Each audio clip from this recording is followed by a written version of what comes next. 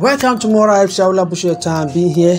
This is a perfect way of measuring a long sleeve. Some people are measuring long sleeves wrongly, but this is the perfect way. So if you are new to the channel, don't forget to subscribe, like and share, comment, give me a thumbs up. You're gonna start from the center back of your shoulder, the center back of it, the center to the peak of your shoulder, or you're gonna start from one peak of your shoulder to another peak of your shoulder.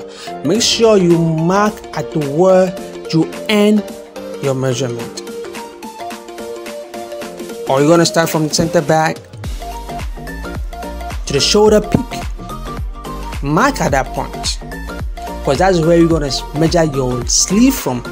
If you put it above, you're gonna get it wrong. If you put it below, you're gonna get it wrong. You have to mark the place that the peak that you mark it is. Then you're gonna hold it like this. Then you allow your client to bend his hand a little bit. Talk to your client how long he wants his sleeve to be. Ask him, do you want it longer or short on his wrist or below the bow or whatever? You ask your client how long he wants the sleeve to be. Thank you so much.